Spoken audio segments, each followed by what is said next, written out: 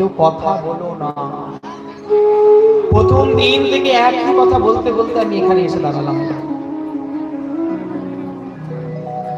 আজকে শোনো, সুদামা ভিক্ষার জন্য যে যে নিয়ে এসছো বা নিয়ে আসছো তারা নিজে নিয়ে বসে থাকবে, এখানে আসবে না কোনো মতে। নিয়ে নিয়ে বসে থাকবে সবাই, এখানে আসার কোনো দরকার নেই। আজকে ভাগবত মহাপুরাণ আমাদেরকে বলছে, আজকে পরীক্ষিতকে সুখদেব ইঙ্গিত করছে, শোনো পরীক্ষিত, এই 7 দিন তুমি কথা শুনে যাচ্ছ, তোমার কি এক ফোঁটা জল খেতে ইচ্ছা করছে না? তুমি কি জল খেতে পারবে না? আজকে পরীক্ষিত মহারাজ দুধ হাত করজোর করে বলছি, করছি প্রভু, একটা চিন্তা মনের মধ্যে হয়ে আছে জানি, আজ 7 দিন হয়ে গেল,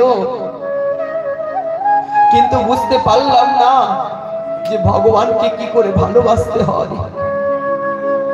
আজ 7 দিন আমাদের জীবন থেকে অতিবাহিত হয়ে যাচ্ছে মা, একবার চিন্তা করো। এটা শুধু পরীক্ষিতের প্রশ্ন নয়, আমাদের প্রত্যেকের একটাই প্রশ্ন। 7 দিন কথা মন দিয়ে শ্রবণ করলেন, কিন্তু কোনো আজকে সুখদেব গোস্বামী পাদকে বলছেন, প্রভু ভগবানকে কি করে ভালোবাসতে হয় আমি জানতে পারছি না, কি করে ভগবানকে ভালোবাসবো, কি করে ভগবানকে ভালোবাসতে হয়। এ তো সাধারণ মানুষ বুঝবে না গো, যারা আমার গৌর প্রেমে, আমার নিতাই প্রেমে, আমার রাধারানীর প্রেমে পড়ে আছে, সেই বুঝতে পারবে। বলো না একবার। জানো, আমাদেরকে নাচতে ভালো লাগে, দেখবে অনেক অনেক মানুষ আছে সংসারের জন্য অনেক কাঁদে গো মা,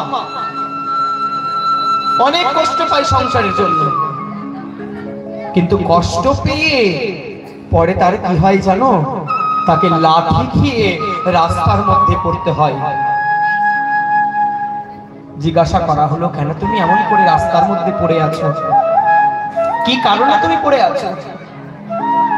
এতদিন যে সংসারের জন্য হা সংসার করে তুমি মরে গেলে, কেন সেই দিন তোমার মনে ছিল না যে সংসার করছো, সংসারে কিছু নাই? তখন কেন গোবিন্দ চরণ ভজনাই, তখন কেন আমার নিতাই চরণ ভজনাই? যদি তখন তুমি গোবিন্দ চরণ ভজতে, নিতাই চরণ ভজতে, তাহলে দেখতে সেই দিন তুমি আজকে দেখতে পেতে না। আজকে তুমি দেখতে সেই জায়গায় পৌঁছে আছো। কোন জায়গায় জানো?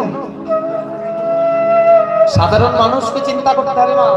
একটা কথা সবাইকে মন দিয়ে আমি বলছি, আজকে কি জানো, আজকে ভক্ত হতে পারোনি তো, কালকে হতে পারোনি, পরশু হতে পারোনি, পারছো না ভক্ত হতে, কিন্তু একদিন এমন অবস্থা হবে তোমাকেও এই নাম বলতে হবে। চিৎকার করে শুধু বলতে হবে না, পাগল হয়ে গিয়ে হবে। মহারাজ, আপনি যে বারংবার 7 দিন ধরে আমাদেরকে বলছেন যে পালন করো, ভগবানের নাম করো, ভগবানের নাম করো, ভগবানের নাম করো, নাম করবো কি করে?